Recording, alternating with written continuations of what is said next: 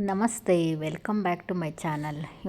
ಇವತ್ತು ನೋಡಿ ಇದ್ಕಿದ ಅವರೆಬೇಳೆಯಿಂದ ಸ್ವೀಟ್ ಮಾಡ್ತಾಯಿದ್ದೀವಿ. ಈಗ ಅವರೆಕಾಯಿ ಸೀಸನ್ ಆಗಿರೋದ್ರಿಂದ ಈ ಥರ ಅವರೆಕಾಯಲ್ಲಿ ಬರೀ ಸಾಂಬಾರು ಹುಳಿ ಈ ಥರ ಮಾಡೋದ್ರ ಬದಲು ಈ ಥರನೂ ಸ್ವೀಟ್ ಮಾಡಿಕೊಂಡ್ರೆ ತುಂಬ ಚೆನ್ನಾಗಿರುತ್ತೆ. ಈ ಸ್ವೀಟ್ ಮಾಡೋಕ್ಕೆ ಅವರೆಕಾಯಿ ಬಲ್ತಿರ್ಬೇಕು, ತುಂಬ ಎಲ್ಲ ಬಲ್ತಿದ್ರೆ ತುಂಬ ಟೇಸ್ಟಾಗಿರುತ್ತೆ. ಎಲ್ಲ ವೈಟ್ ಕಾಳಿದ್ರೆ ಇನ್ನೂ ತುಂಬ ಟೇಸ್ಟಾಗಿರುತ್ತೆ.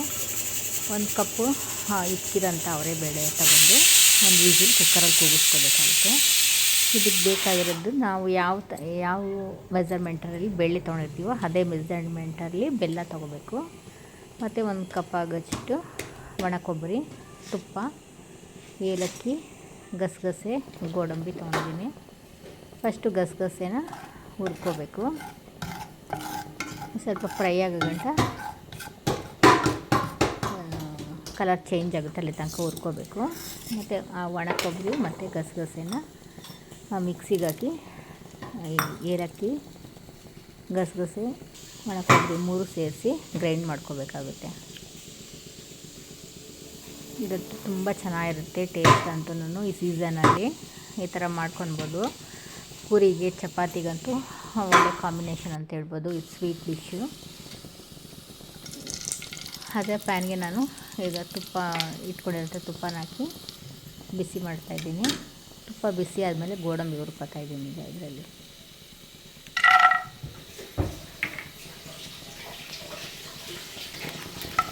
ಈ ಸೀಸನಲ್ಲಿ ಸಿಗೋದ್ರಿಂದ ಅವರೆಕಾಯಲ್ಲಿ ಇದರಲ್ಲಿ ಪ್ರೋಟೀನ್ ಅಂಶನೂ ಜಾಸ್ತಿ ಇರುತ್ತೆ. ಅವರೆಕಾಳಲ್ಲಿ ಗೋಡಂಬಿ ಹುರಿದು ಫ್ರೈ ಮಾಡಿ ಇಟ್ಕೋಬೇಕು. ಆಮೇಲೆ ಅದೇ ಬಾಣಲಿಗೆ ಬೆಲ್ಲ ಹಾಕಿ 1/4 ಲೋಟ ಆಗೋಷ್ಟು ನೀರು ಹಾಕಬೇಕಾಗುತ್ತೆ.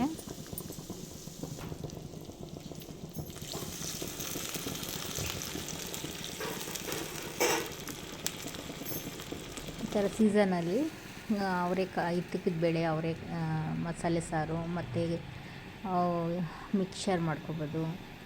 ಈ ಥರ ಇಷ್ಟೊಂದು ವೆರೈಟಿ ಮಾಡ್ಕೊಬೋದು. ಈ ಸೀಸನಲ್ಲಿ ಸಿಗೋದ್ರಿಂದ ಟೇಸ್ಟ್ ಅಂತೂ ತುಂಬ ಚೆನ್ನಾಗಿರುತ್ತೆ. ಈ ಥರ ಬೆಲ್ಲ ಎಲ್ಲ ಚೆನ್ನಾಗಿ ಕರಗಬೇಕು.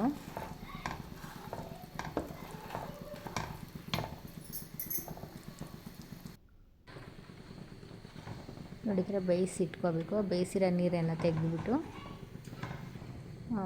ಸ್ಟೈನ್ ಮಾಡಿ ಇಟ್ಕೋಬೇಕಾಗುತ್ತೆ. ಜಾಸ್ತಿ ನುಣ್ಣಗೂ ಬೇಯಿಸ್ಕೋಬಾರ್ದು. ಸುಮ್ಮನೆ ಹಿಂಗೆ ಪ್ರೆಸ್ ಮಾಡಿದ್ರೆ ಪ್ರೆಸ್ ಆಗಬೇಕು, ಅಷ್ಟು ಇದರಲ್ಲಿ ಬೇಯಿಸ್ಕೊಂಡ್ರೆ ಹದವಾಗಿ ಬೇಯಿಸ್ಕೊಂಡ್ರೆ ಸಾಕು. ಯಾಕೆಂದರೆ ನಾವು ಜಾಸ್ತಿ ನುಣ್ಣಗೆ ಬೇಯಿಸ್ಕೊಂಡ್ರೂ ಅಷ್ಟು ಟೇಸ್ಟ್ ಇರೋಲ್ಲ. ಜಾಸ್ತಿ ಕಾಳು ಥರ ಇದ್ರೂ ಟೇಸ್ಟ್ ಇರೋಲ್ಲ. ಮೀಡಿಯಮಾಗಿ ಬೆಂದರೆ ಸಾಕು. ಸಕ್ಕರೆ ಎಲ್ಲ ಕರಗಿದೆ. ಇದಕ್ಕೀಗ ನಾವು ಬೇಯಿಸಿಟ್ಕೊಂಡಿರೋಂಥ ಅವರೆಬೇಳೆ ಹಾಕಬೇಕಾಗುತ್ತೆ. ಅವರೆಬೇಳೆ ಹಾಕಿ ಕ್ಲೀನಾಗಿ ಮಿಕ್ಸ್ ಮಾಡಬೇಕು.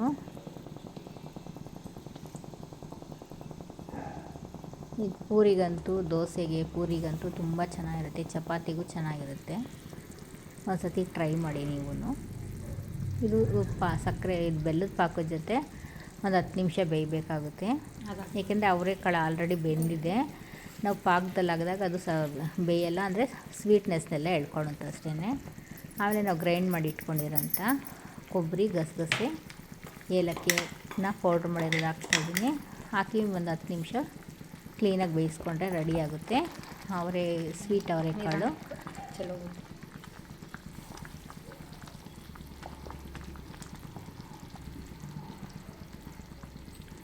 ಒಂದು 10 ನಿಮಿಷ ಬೇಯಿಸ್ಕೊಂಡ್ರೆ ಆಯಿತು. ಇನ್ನು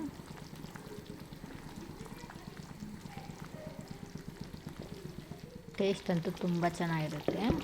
ನೋಡಿ, ಅದಕ್ಕೆ ಬರುತ್ತೆ. ಏಕೆಂದರೆ ಇದು ನಾವು ದೋಸೆಗೆ, ಪೂರಿಗಾಗಿರೋದ್ರಿಂದ ತುಂಬ ಗಟ್ಟಿ ಆದ್ರೂ ಅಷ್ಟು ಚೆನ್ನಾಗಿರಲ್ಲ. ಇದು ತಣ್ಣಗಾದ್ಮೇಲೆ ಸ್ವಲ್ಪ ಗಟ್ಟಿ ಬರುತ್ತೆ.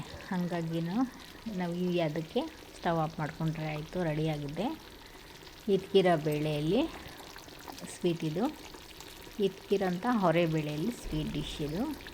ಲಾಸ್ಟಲ್ಲಿ ನಾವು ಹುರಿದಿಟ್ಕೊಂಡಿರೋಂಥ ಗೋಡಂಬಿನ ಹಾಕಿ ಸರ್ವ್ ಮಾಡ್ಕೋಬೇಕಾಗುತ್ತೆ.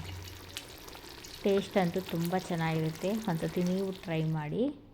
ನಿಮಗೂ ಇಷ್ಟ ಆದರೆ ಲೈಕ್ ಮಾಡಿ, ಶೇರ್ ಮಾಡಿ. ಹೊಸಬರಾದರೆ ಸಬ್ಸ್ಕ್ರೈಬ್ ಮಾಡೋದು ಮರಿಬೇಡಿ.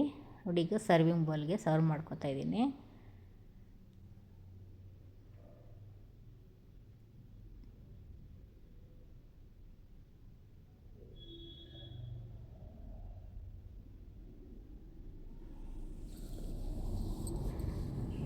Thank you for watching.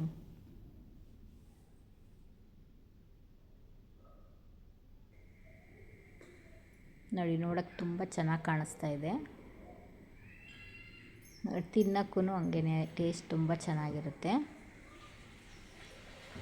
ಒಂದು ಸತಿ ಟ್ರೈ ಮಾಡಿ ನೀವು. ಮಕ್ಕಳಂತೂ ತುಂಬ ಇಷ್ಟಪಟ್ಟು ತಿಂತಾರೆ.